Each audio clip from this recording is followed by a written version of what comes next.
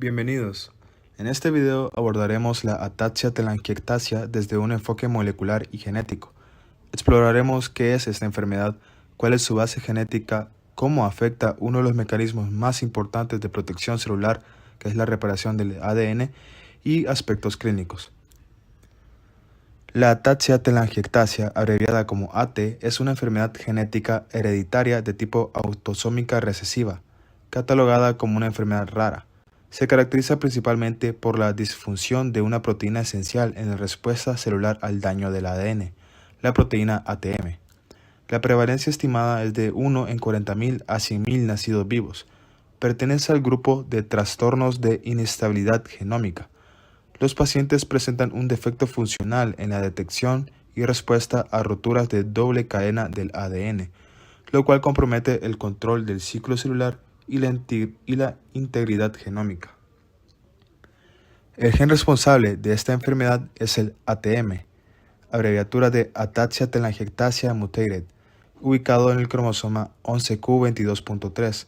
Este gen codifica una proteína quinasa de aproximadamente 350 kilodaltons, que pertenece a la familia de proteína quinasa Pi3K. Las funciones del ATM.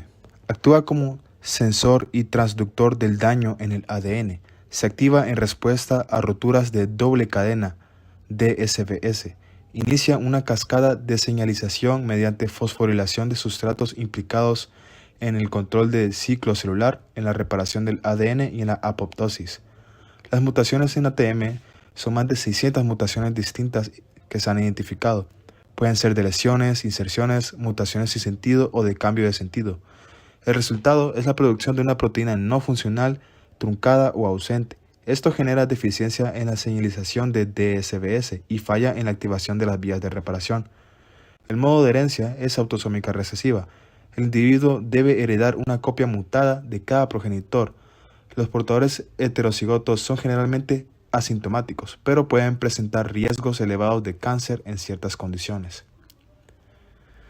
La proteína ATM participa en una red altamente regulada llamada respuesta al daño del ADN, DDR por sus siglas en inglés. Esta red es esencial para prevenir mutaciones, inestabilidad cromosómica y transformación maligna. La fase 1 es el daño y la identificación del DSBS.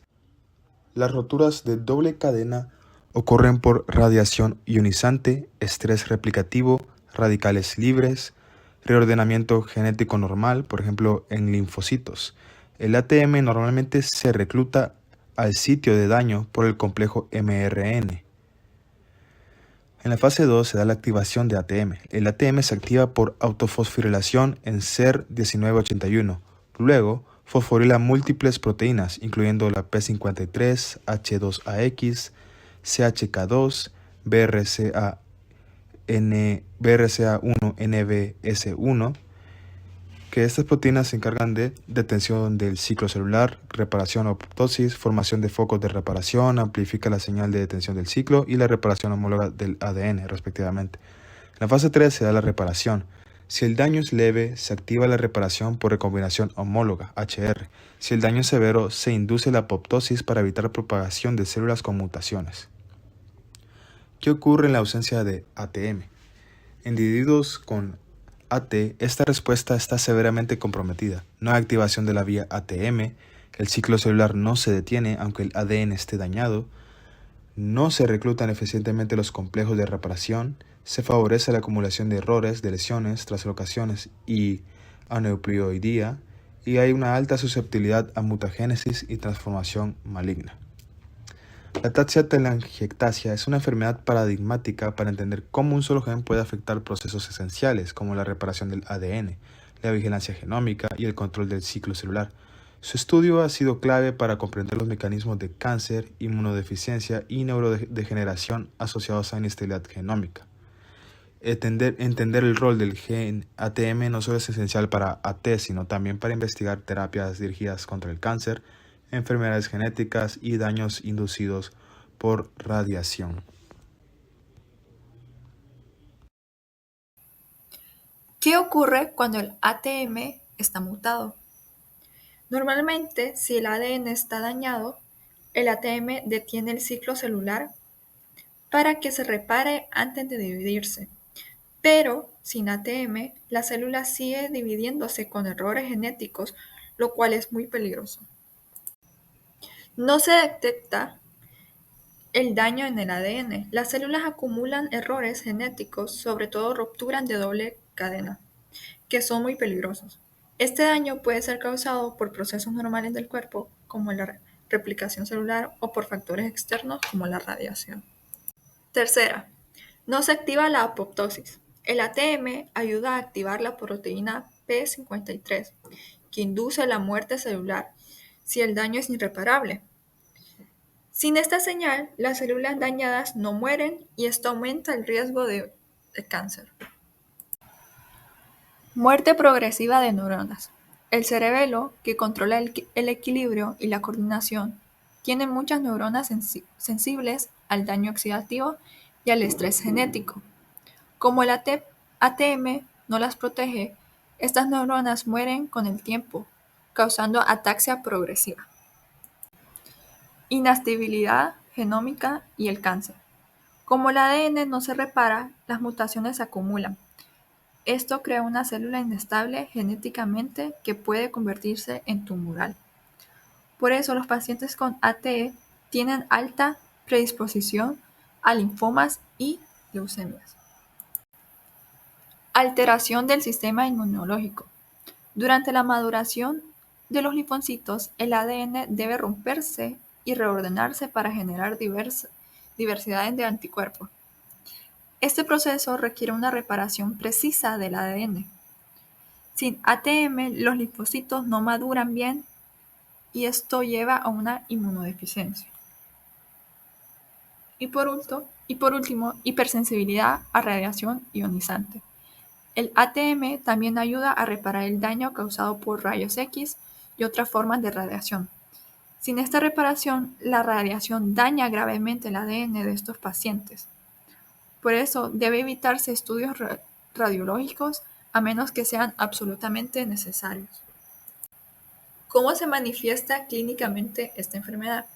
Ahora vamos a ver cómo estos defectos moleculares se traducen a signos y síntomas que pueden observarse en el paciente. Primero, tenemos sistema nervioso. Uno de los primeros y más notorios es la ataxia cerebelosa progresiva. Aparece en los primeros años de vida, usualmente entre el 1 y 4 año. La ataxia es una alteración en la coordinación motora.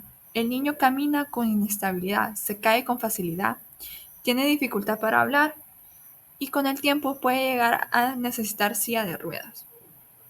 También presenta apraxia ocular, que es la dificultad para mover los ojos de forma voluntaria.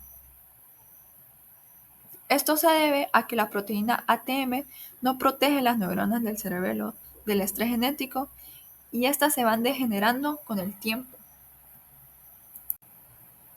Otro síntoma es la telangiectasia. Son vasos capilares dilatados y visibles que aparecen especialmente en la conjuntiva del ojo, en la cara, cuello y parte superior del tórax. Esto se relaciona con el daño acumulado en los vasos por la falta de la respuesta del estrés oxidativo. Predisposición al cáncer.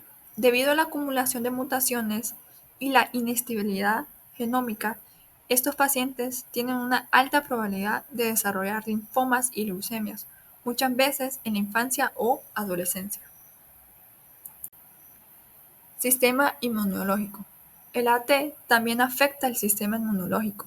Los pacientes tienen infecciones frecuentes, sobre todo respiratorias. Esto se debe a que los linfocitos B y T no maduran correctamente porque su proceso de maduración requiere una recombinación del ADN que está alterada por la ausencia del ATM. Y los niveles de inmunoglobulina, como en la IgA y la IgG2, están disminuidas. Endocrino. También puede presentar retraso en el crecimiento, pubertad tardía y en algunos casos resistencia a la insulina.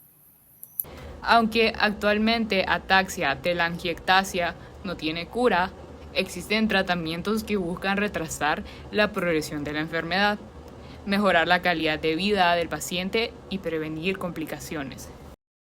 Uno de los enfoques más importantes es el tratamiento de la inmunodeficiencia, debido a que muchos pacientes tienen bajos niveles de anticuerpos. Se utilizan inmunoglobulinas intravenosas o subcutáneas para reforzar su sistema inmune. Estas terapias ayudan a reducir la frecuencia y gravedad de infecciones respiratorias y gastrointestinales, mejorando la supervivencia. En los casos en los que hay infecciones recurrentes, se puede complementar con antibióticos profilácticos que previenen infecciones bacterianas comunes. La fisioterapia y terapia ocupacional son fundamentales para mantener la movilidad el mayor tiempo posible. Estas terapias ayudan a retrasar la rigidez muscular, mejorar la postura y conservar habilidades motoras básicas como caminar, comer o vestirse. También se incluye la fonoaudiología para trabajar el habla y la deglución. Ya que la ataxia afecta estos aspectos con el tiempo, en pacientes con problemas de alimentación, como dificultad para tragar, se puede indicar una dieta especial o incluso nutrición por sonda para asegurar el aparte de calorías y nutrientes. El manejo del estrés oxidativo es otra línea de tratamiento en estudio. Algunos ensayos clínicos han explorado el uso de antioxidantes como la N-acetilcisteína, vitamina E o coenzima Q10, con el objetivo de reducir el daño celular. Sin embargo, los resultados aún no son concluyentes y no forman parte del tratamiento estándar. También se están investigando fármacos que modulen la actividad celular alterada en ausencia de ATM. Algunos estudios están probando el uso de inhibidores de PARP o moduladores del ciclo celular, pero estas estrategias aún están todavía en fases experimentales. El tratamiento oncológico en casos de cáncer debe adaptarse cuidadosamente. Debido a la hipersensibilidad extrema a la radiación, la radioterapia está contraindicada y en algunos casos también se deben evitar ciertos quimioterápicos muy agresivos. Por eso, el diagnóstico temprano del cáncer es crucial y estos pacientes deben tener un seguimiento oncológico regular. A nivel psicológico, el impacto de la enfermedad requiere apoyo emocional tanto para el paciente como para su familia. Las terapias psicológicas ayudan a sobrellevar la progresión de la enfermedad, la dependencia funcional y el duelo anticipado. En cuanto a investigaciones futuras, el uso de terapia génica representa una posibilidad esperanzadora. El objetivo sería insertar una copia funcional del gen ATM en las células afectadas. Aunque esto todavía enfrenta obstáculos técnicos por el tamaño del gen y la distribución sistémica que se requiere. También se están explorando técnicas de edición genética como CRISPR-Cas9, que en teoría podrían corregir directamente las mutaciones en el gen ATM. Sin embargo, estas investigaciones están aún en etapas preclínicas. En resumen, el tratamiento de ataxia telangiectasia es multidisciplinario y personalizado.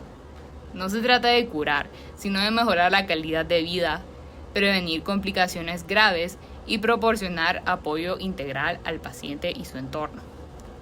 Esta enfermedad nos recuerda cómo un solo gen puede tener efectos profundos y multisistémicos, afectando desde el desarrollo neurológico hasta el sistema inmune y el control del cáncer. Por eso es tan importante entender la base bioquímica del problema, no solo para explicar los síntomas, sino también para guiar la investigación y diseñar posibles terapias en el futuro. La comprensión del papel de ATM y los mecanismos de reparación del ADN abre la puerta a avances que podrían algún día cambiar radicalmente el pronóstico de esta enfermedad.